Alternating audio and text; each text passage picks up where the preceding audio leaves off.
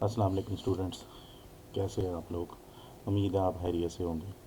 आज आपका है लेक्चर नंबर 4। चलिए आज स्टार्ट। आज का जो लेक्चर है वो है लेटेस्ट एज। पिछले हमने ज़माने दो पढ़ लिए थे, डार्क एज और मिडल एज। आज हम पढ़ेंगे लेटेस्ट एज जो कि 1942 से लेके आगे तक। फिर साथ में हम पढ़ेंगे classification of computer. Latest age में सबसे पहले जो कंप्यूटर इजाद हुए थे, जिनका दौरानिया 1942 से लेके 1955 था, ये कहलाते थे फर्स्ट जनरेशन कंप्यूटर। इनमें जो है टेक्नोलॉजी जो इस्तेमाल की गई थी वो थी वैक्यूम ट्यूब्स। वैक्यूम ट्यूब शीशे की बनी हुई बॉटल्स हैं जो आपको साथ में जो है वो नज़र आ रही हैं। ये जो है इसके अंदर जो है वो चार्ज जो है उसको स्टोर किया जाता था और कंट्रोल किया जाता था। उसका जो बहाव है चार्ज का उसको कंट्रोल किया जाता था। और इसमें कौन कौन से कंप्यूटर इजाद हुए थे? एनीएक, यूनिमैक वन और मार्क टू। उस वक़्त के ये बहुत फास्ट जो है वो कंप्यूटर थे, लेकिन ये बहुत बड़े थे। कई टन वजनी इनका जो है वो कई टन वजनी थे। तकरीबन जो है 30 टन के करीब जो है एनीएक जो है उसका वज़न था। और ये जो है वो इस जंग अज़ीम दोम में जो है उस वक़्त इस्तेमाल हुआ कि जो अमरीकी अफवाज थी वो सही सही निशाने पर बम बरसाना चाहती थी, तो उन्होंने इस कंप्यूटर को इस्तेमाल किया था। तो फिर जो है ये इतना बड़ा था कि 15,000 मुरबा मीटर के ऊपर ये फैला हुआ था। और इसके अंदर ये जो वैक्यूम ट्यूब्स हैं वो तकरीबन 18,000 के करीब इस्तेमाल होती थी। और जब इसे चलाया जाता था तो पूरे शहर की जो बिजली है उस वो मदम पड़ जाती थी। लाइट्स जो हैं वो मदम हो जाती थी, बिजली बहुत कम हो जाती थी। तो इतना यानी ये हैवी किस्म का कंप्यूटर था, लेकिन उस वक़्त का ये तेज़ तरीन कंप्यूटर था। तो इसकी और जो इसकी खूबियाँ हैं, एक तो तेज़रीन हो गया। उस वक्त जो जदीद तरीन टेक्नोलॉजी थी वो वैक्यूम ट्यूब हो गई। साइज़ जो है वो उस वक़्त के हिसाब से ये छोटा था। उससे पहले कंप्यूटर से जो आपने पीछे पढ़े हैं उनसे ये छोटा था, लेकिन ये डिजिटल कंप्यूटर था, यानी मुकम्मल तौर पे बिजली पर चलता था। लेकिन फिर इसकी खामियां जो है वो ज़ाहिर बात है, साइज़ बहुत बड़ा था, इसको एक जगह से दूसरी जगह लेके जाना बहुत मुश्किल था। और बहुत ज़्यादा बिजली खर्च करता था, हरारत बहुत ज़्यादा खारिज होती थी। ये जो ट्यूब्स आपको नज़र आ रही हैं वैक्यूम ट्यूब, ये टूट जाया करती थी, बार बार इनको मरम्मत करना पड़ता था। तो ये इसकी खामियां थी।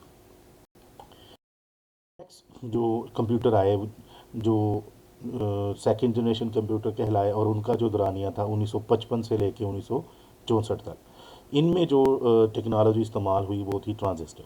तो वैक्यूम ट्यूब की जगह जो है वो ट्रांजिस्टर ने ले ली। और इस वजह से देखें ट्यूब जो है वो काफ़ी बड़ी हुआ करती थी। इसे ये ट्रांजिस्टर जो है आ जाने से आपका जो कंप्यूटर सिस्टम था वो भी छोटा हो गया, उस कदरे छोटा हो गया। पहले जो कंप्यूटर थे एनियक वगैरह, उनसे जो है ये छोटा था। इनमें कौन कौन से कंप्यूटर? यूनिवैक टू है और IBM 600 है। और इनकी जो हीट थी वो कम प्रोड्यूस होती, यानी हरारत बहुत कम जो है वो पहले की निस्बत जो फर्स्ट जनरेशन कंप्यूटर उनसे कम हीट जो है वो प्रोड्यूस करते थे, क्योंकि वो वैक्यूम ट्यूब का काम तो ख़त्म हो गया ना, क्योंकि उसकी वजह से ज़्यादा हरारत पैदा होती थी। फिर इनका जो प्रोसेसिंग टाइम था, यानी एक वक्त में कितनी इंस्ट्रक्शंस जो है वो ये प्रोसेस कर सकते थे, वो माइक्रो सेकंड में आ गया। माइक्रो सेकंड का मतलब 10⁻⁻⁶, यानी एक सेकंड का 10 लाखवां हिस्सा। फिर आप आ जाएँ इनको बनाने की टेक्नोलॉजी बनाने के लिए अभी भी इनको तजर्बाकार यानी इंजीनियर्स की ज़रूरत थी। वैक्यूम ट्यूब जो है वो उस वक्त लगा लेते थे हाथ से, जो है वो आसानी से जोड़ी जा सकती थी, लेकिन इनके लिए इनको भी हाथ से ही जोड़ा जाता था, सोल्डर किया जाता था। लेकिन क्या है, ये वैक्यूम ट्यूब से काफ़ी, जब चीज़ छोटी हो जाए तो उसको फिर सोल्डर करना, पकड़ के उसको मिनिएचर लेवल पे लेके जाना, तो उनको ज़रा मुश्किल होती है। जैसे आजकल के कंप्यूटर हैं तो वो बहुत मिनिएचर लेवल पे हैं, और उनको रिपेयर करना काफ़ी मुश्किल होता है। तो इनकी खूबियाँ क्या थी? जिस आमद में छोटे हो गए, नतज जो है वो काबिल एतमाद थे, बिजली की कम मकदार इस्तेमाल करते थे, हरारत जो है कम कम थी। प्रोसेसिंग टाइम जो है वो 10 माइक्रो सेकंड यानी 10⁻⁻⁶ तक आ गया। हार्डवेयर फेल होने के इम्कान कम थे। दूसरी नस्ल के तमाम कंप्यूटर निस्बतन सस्ते थे, पहली जो है कंप्यूटर जो फर्स्ट जनरेशन उससे। फिर इसकी खामियां, अभी भी इसके लिए ना एयर कंडीशनर की ज़रूरत थी, देखभाल करनी पड़ती थी, और इन कंप्यूटर की टेक्नोलॉजी काफ़ी पेचीदा हो गई थी, क्योंकि अब ये छोटे होते जा रहे थे। तो इस वजह से टेक्नोलॉजी भी पेचीदा होती जा रही थी।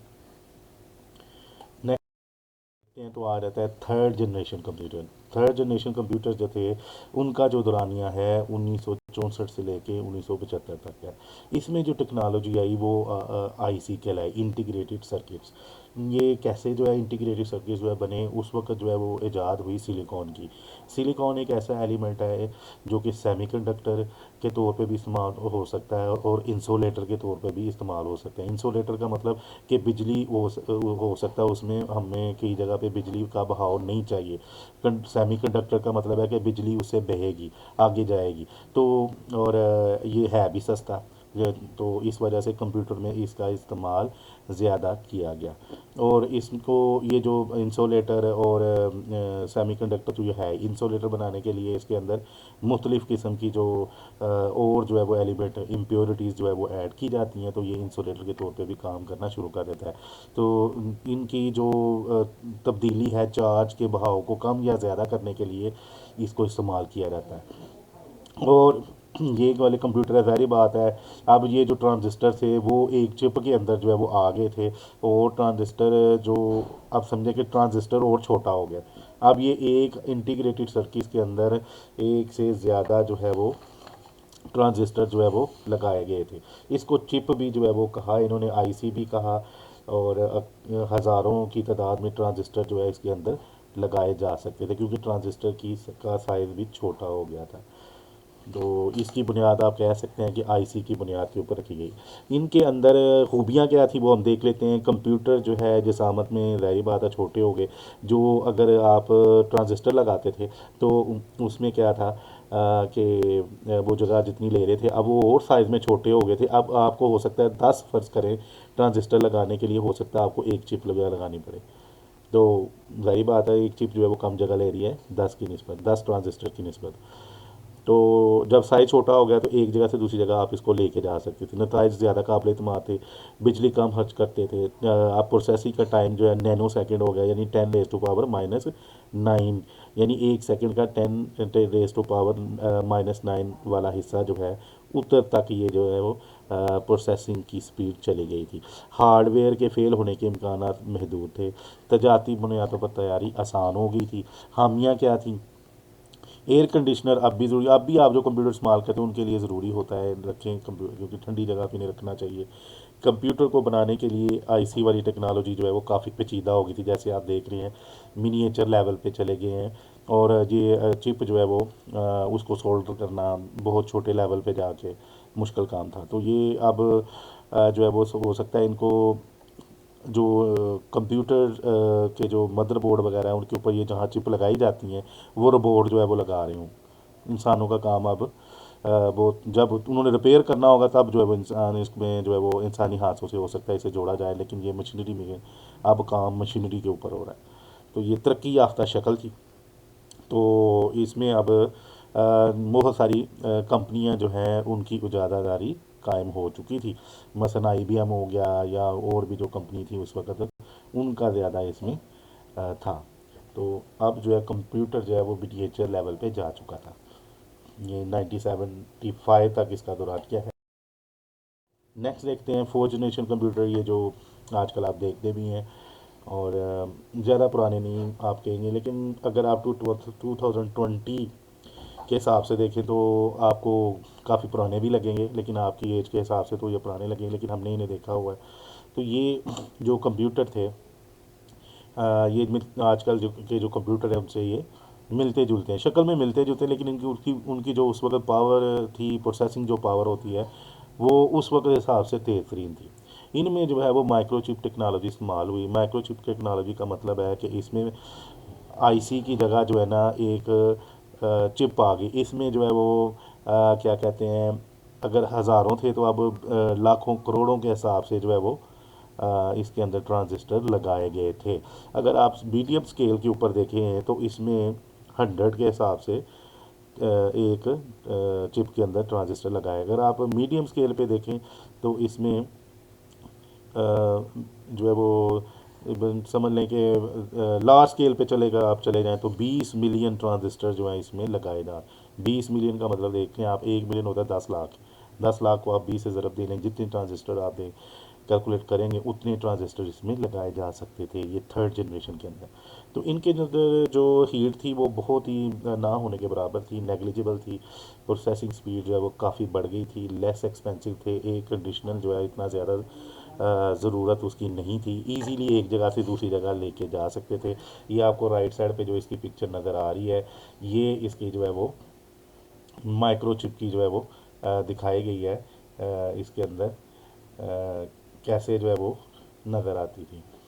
ये वाली, ये जो आप देख रहे हैं, ये वाली, ये इसको माइक्रो प्रोसेसर भी इसे कहते हैं। और ये सिस्टम है, ये आपने पहले भी देखा हुआ है।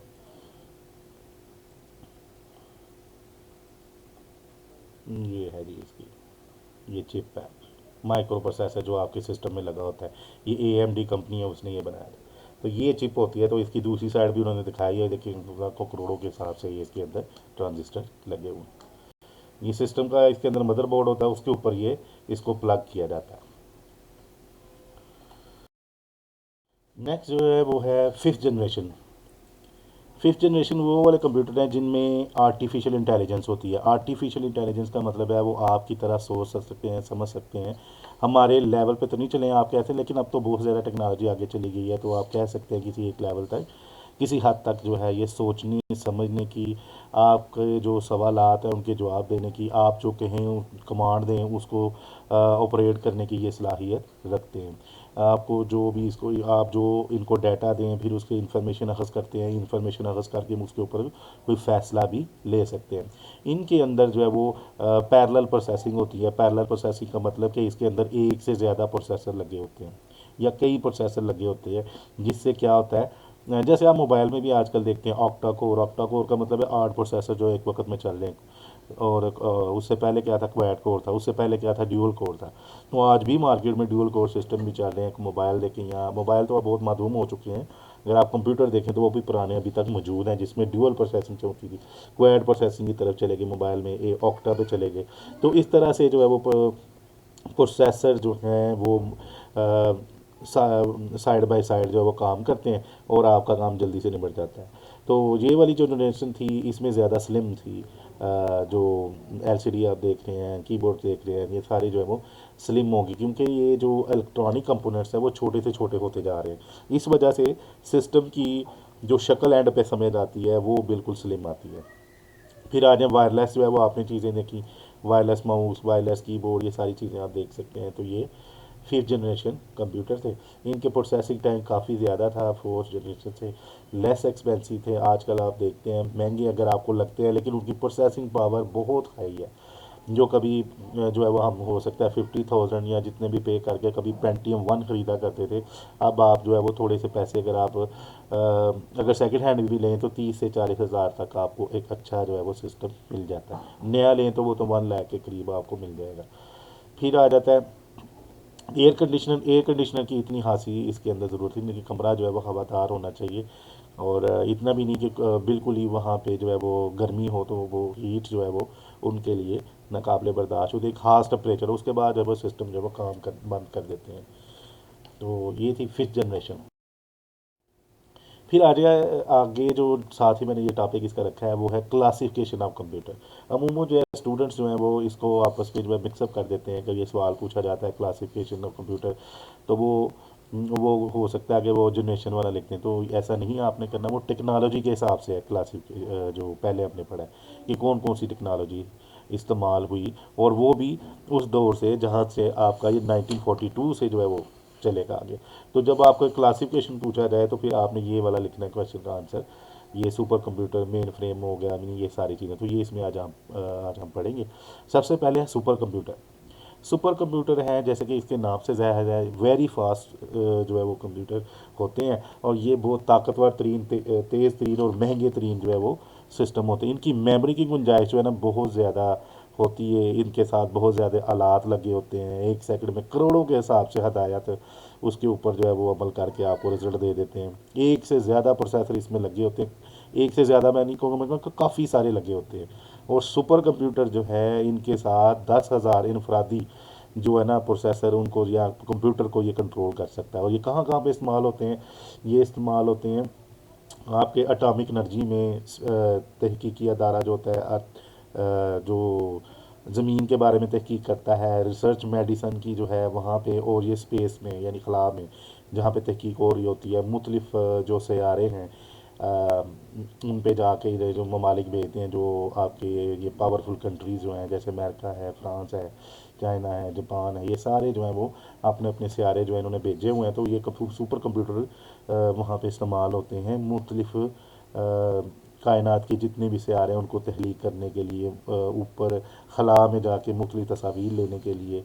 आप जो है वो कोई चीज़ जो है वो किसी ममालिक में जो मैचेस खेले जा रहे होते हैं उनकी जो टेलीकास्ट करना होता है उन्हें, वो सारी चीज़ें इनके ज़रिए हो रही होती हैं। रिसर्च वाले काम यानी बहुत जो कॉम्प्लिकेटेड काम है जिनके लिए हाई स्पीड चाहिए होती है, वो पावरफुल किस्म के ये कंप्यूटर होते हैं। इनमें कौन कौन से इस्तेमाल होते हैं? अब मशहूर जो है एस की क्यू है, थंडर है, अर्थ है, सिमुलेटर है, टंगस्टन है और ब्लू जीन है, ये इसकी एग्जाम्पल। फिर आ जाता है main frame computer. Main frame computer जो है सुपर कंप्यूटर से काम जो है पावरफुल होते हैं, और इनके अंदर जो है वो लाखों की तादाद में जो है इंस्ट्रक्शन, अगर वो करोड़ों के हिसाब से कर सकते थे सुपर कंप्यूटर, ये लाखों के हिसाब से जो है इंस्ट्रक्शंस को एक सेकंड में प्रोसेस कर सकते हैं। तो वो अब अगर आप कंपेयर करें, वो 10,000 पीसी को कंट्रोल कर रहा था, तो ये 1,000 पीसी को कम से कम कंट्रोल जो है वो कर सकता है। इसमें भी एक से ज़्यादा प्रोसेसर होते हैं। और ये कहाँ इस्तेमाल होते हैं? यानी ये मेन फ्रेम कंप्यूटर जो है ना, इनके साथ बाकी जो है प्रोसेस जो कंप्यूटर है वो जुड़े होते हैं। बैंक्स में, इंश्योरेंस कंपनी में, कॉलेजेस, यूनिवर्सिटीज़ में जो है वो डाटा इनके अंदर स्टोर होता है, और बाकी सारे जो है कंप्यूटर इनके साथ तारों के ज़रिए या वायरलेस टेक्नोलॉजी के ज़रिए जुड़े होते हैं, और इनसे डाटा हासिल करते हैं। एक सेंट्रल किस्म की डाटाबेस होती है, उसको जो है वो एक्सेस कर रहे होते हैं, वो इसके अंदर स्टोर होती है। तो सारे इसको एक्सेस कर रहे होते हैं, डाटा सारा इसके अंदर होता है। बैंक्स में जितना भी काम हो रहा है, PIA, वापडा, जितनी भी इंश्योरेंस कंपनी भी जो है वो जितना उनकी ब्रांच, जितनी उनकी ब्रांचेज होती हैं, फिर उस हिसाब से ये फिर अफोर्ड कर सकते हैं। जैसे बैंक्स वगैरह हैं तो ये इनका इस्तेमाल करते रहते हैं। पूरा एक डाटा का बैकअप होता है इनके पास। इनमें कौन कौन से कंप्यूटर है? IBM 370, DEC 1090। फिर है मिनी कंप्यूटर। ये मेन फ्रेम से लेस पावरफुल हैं, साइज़ में भी आप देख रहे हैं ज़रा छोटे हैं, और स्मॉल बिजनेस के लिए इस्तेमाल होते हैं। और ये तकरीबन 200 के करीब जो है वो कंप्यूटर को जो है वो कंट्रोल कर सकते हैं, और एक से ज़्यादा प्रोसेसर होते हैं इनमें भी। मिलियंस ऑफ इंस्ट्रक्शन पर सेकंड कर सकते हैं। इनमें क्या है? IBM 400, HP 3000, MV 1500। यानी काम के वही है तकरीबन, लेकिन ये कैपेसिटी ज़रा थोड़ी है इसकी। लेकिन क्या है कि उसी तरह का थोड़ा मिलियंस ऑफ इंस्ट्रक्शन ये भी कर सकते हैं प्रोसेस, लेकिन एक खास हद तक। वो अगर 1000 को कर रहे थे PC को कंट्रोल, तो ये 200 तक PC को कंट्रोल कर सकते हैं। स्मॉल बिजनेस इस्तेमाल करते हैं। फिर आ जाता है पर्सनल कंप्यूटर। पर्सनल कंप्यूटर तो आपने जो है वो देखा ही हुआ है, जो आजकल कॉलेजेस में, घर में जो सबके पास है, वो आपका पर्सनल कंप्यूटर है। लेकिन उसमें भी थोड़ा सा फ़र्क है। उसमें जो महंगे वाले होते हैं, वो लोग जैसे साइंटिस्ट हो गया, इंजीनियर्स, ग्राफिक, टेक्सटाइल डिज़ाइनर, वो लोग जो है इन्हें इस्तेमाल करते हैं। जैसे आपको तस्वीर में नज़र भी आ रहा है, तो देखिए इनके साथ एक से ज़्यादा मॉनिटर लगे हुए हैं। ये देखें आप, 1 2 3 मॉनिटर लगे हुए हैं। सिस्टम भी काफ़ी हैवी होते हैं, और इसके अंदर जो ग्राफिक कार्ड है वो बड़े अच्छे लगे होते हैं, जिन्होंने ख़ास तौर पे ग्राफिक डिज़ाइनिंग का काम करना होता है। गेमिंग जो है वो जोन जो है, वो आपने अगर उसके अंदर गेम डेवलप कर रहे हैं, उसके लिए गेम अगर खेलना चाहते हैं उसके लिए ये इस्तेमाल होते हैं। तो इनकी जो प्रोसेसिंग पावर है वो मेन फ्रेम कंप्यूटर के बराबर होती है, और ये लोग साइंटिस्ट, इंजीनियर वगैरह इन्हें इस्तेमाल करते हैं। तो look like PC but not processing power is equal to mainframe. और इसकी जो दूसरी किस्म है पर्सनल कंप्यूटर की, वो आ जाती है, ये आप जो राइट साइड पे देख रहे हो। तो ये लेटेस्ट आपको जो नज़र आ रहे हैं कंप्यूटर, ये आपके पर्सनल कंप्यूटर है जो आप घरों में इस्तेमाल करते हैं या कॉलेजेस में देखते हैं। कैपेसिटी का उनका थोड़ा बहुत फ़र्क हो सकता है। पेंटियम 1 अब बहुत बहुत पुराना हो चुका है, पेंटियम 2 3 4 आगे जो है वो अब उनके साथ कंपेयर करें तो स्पीड में फ़र्क आता जाता है। तो सेम है, आपने देखे हुए हैं, कोई नई चीज़ नहीं है ये आपके लिए। जाने पहचाने कंप्यूटर है, कीबोर्ड, माउस, ये सारी चीज़ें आपको सिंपल एक जो है वो मॉनिटर होता है, इसके साथ एक से ज़्यादा मॉनिटर नहीं होते। लगा भी आप सकते हैं, लेकिन डिपेंड करता है कि आपने उसके साथ क्या सेटिंग की हुई है। कोई हैवी किस्म का कार्ड लगाया हो तो फिर आप इसके साथ कर भी सकते हैं। इनमें क्या क्या आ जाती हैं एग्जांपल, इनमें लैपटॉप है आपका, नोटबुक भी एक लैपटॉप की किस्म है, वो भी इसमें आ जाता है। टैबलेट है, मोबाइल है, आप सब लोग जानते हैं। पाम टॉप है, पाम का मतलब है कि जो आपके हाथ में आ जाता है, हथेली पे आ जाता है। पीडी है, पर्सनल डिजिटल असिस्टेंस है, वो भी कभी मोबाइल की तरह का हुआ करता था वो पुराना, जिसके साथ एक स्टाइलस यानी पेन की शक्ल में एक स्टिक होती थी, जिसके स्क्रीन के ऊपर टच करके आप उसको इस्तेमाल करते थे, उसको इंस्ट्रक्शंस देते थे, कमांड देते थे। पिक्चर्स पे आपको दिखा रहा हूँ। तो ये है लैपटॉप। लैपटॉप, ये लैपटॉप देख लेने के हाथ में, इसको आप रख के जो है इस्तेमाल कर सकते हैं इजीली। आप इसमें पॉकेट, होस पॉकेट नहीं है। मोबाइल से थोड़ा सा बड़ा आप कह लें, हो सकता है। मोबाइल भी अब बड़े बड़े आना शुरू हो गई, मोबाइल देख रहे हैं आप, ये शाओमी रेडमी 9 है, ये आप देख सकते हैं। इस तरह के मोबाइल आ रहे हैं। ये पीडी है, इसके साथ जो है वो आप मोबाइल की तरह ही लग रहा है, लेकिन ये ऐसे लगता है कि जैसे पुराना कोई मोबाइल का जो है तो वो वर्जन हो, तो उस तरह लग रहा है। इसको कहते हैं पीडीए, पर्सनल डिजिटल असिस्टेंट। तो ये है पर्सनल कंप्यूटर की किस्में। तो ये था आज का लेक्चर। अगर आपको कोई चीज़ नहीं समझ आई तो आप कमेंट सेक्शन में जो है वो पूछ सकते हैं, मैं ट्राई करूँगा कि उसका आंसर वहीं पे दे दूँ। तो नेक्स्ट लेक्चर के लिए अपनी टीचर को इजाज़त दीजिए। अल्लाह हाफिज़।